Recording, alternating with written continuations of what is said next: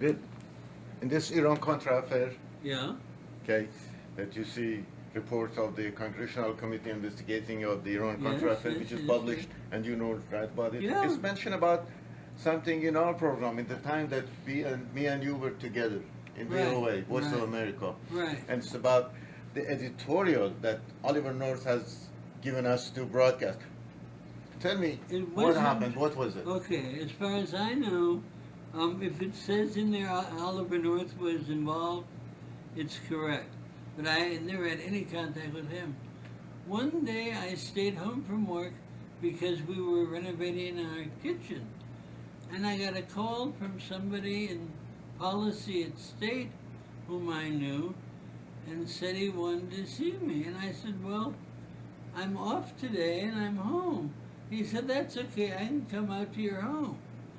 So I was a little suspicious, but he came and we were having a very late lunch and my wife asked him if he wanted a sandwich and a beer and he said, thanks, I haven't had anything to eat today. So he ate. So then he said, took something out of a briefcase, says, this is an editorial I want you to broadcast in VOA, broadcast it to Iran, and we want you to be in the studio watching it being broadcast, and we want you to call us as soon as you get back to your office after the broadcast. So I said, well, we don't do things that way here. We do have editorials, but they're written by our policy office. And I can't just, do that. So I tried to find the head of the policy office for many hours. I couldn't. Then I tried the person in charge of our division. Couldn't get the person. Got a deputy. And I got the sense she agreed that we're not open to broadcast any program that anybody gives to us.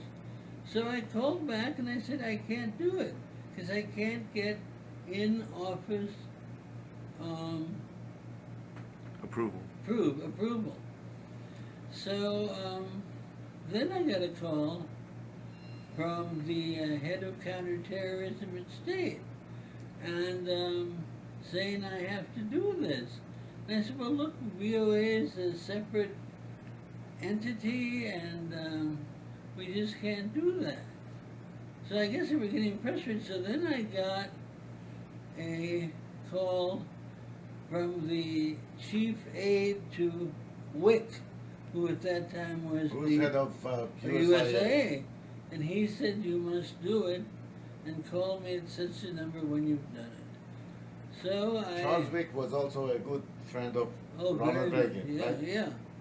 So I went over to the office. I was living in D.C. at the time, and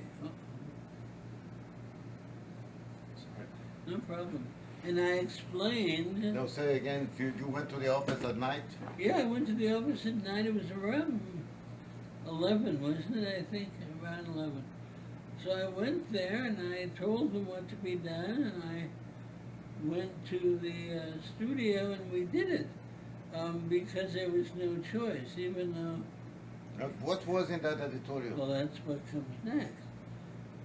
The editorial was thanking President Rafsanjani of Iran, who was president at that time, for his efforts in stopping a hijacking by Lebanese. And the U.S. thanked him very much in this document for his effort. Of course, it's totally different from any editorial we've ever had.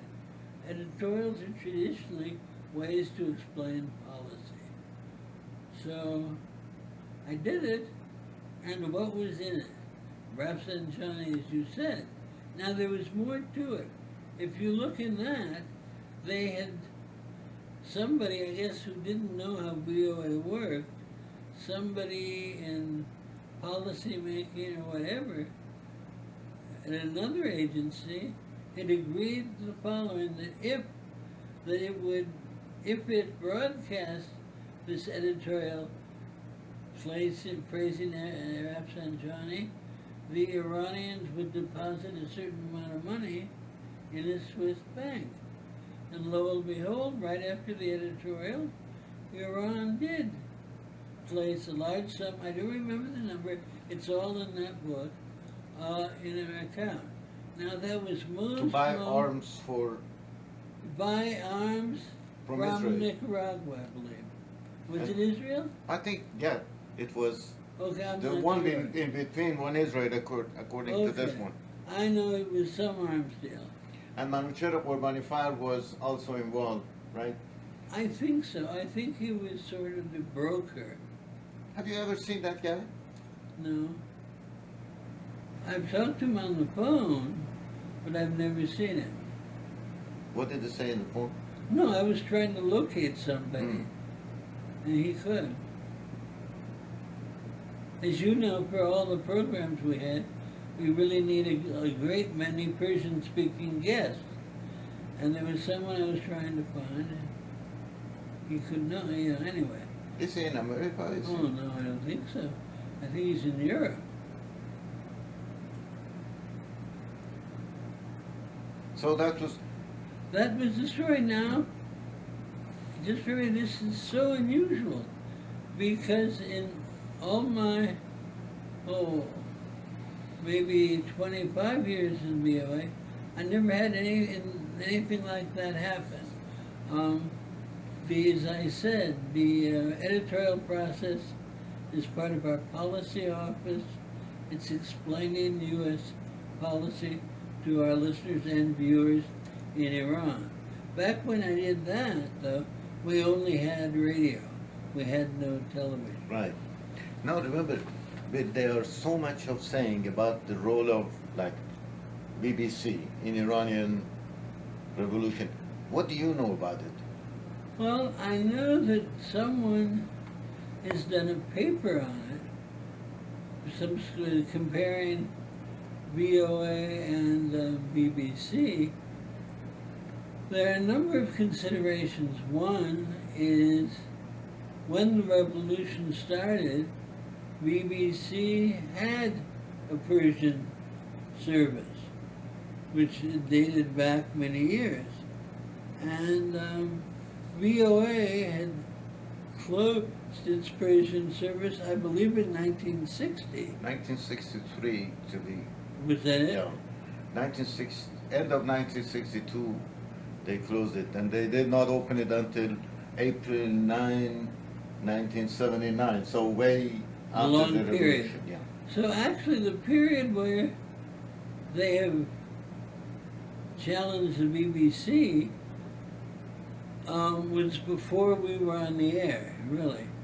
And what was about in the summer and fall of '78, they claimed BBC would say, well now, tomorrow this group is going to demonstrate in such a place.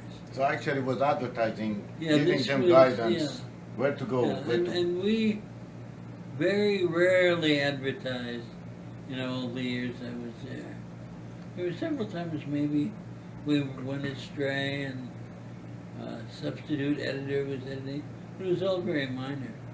So, with all the closeness that you had with so many Iranian, all Janabs that you meet, you know, and also the layman, what makes them all, 90% of all, 90% of, to think that Carter and America was guilty somehow in this Iran revolution?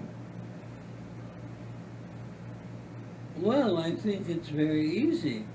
They think that Carter, that in one instant, praised the Shah and Iran for beacon of stability and so forth. A few months later, reversed himself, and he did. The president acts on the basis of his intelligence, and right or wrong, the intelligence he was getting said that the revolutionaries have support, and we should help them to some extent.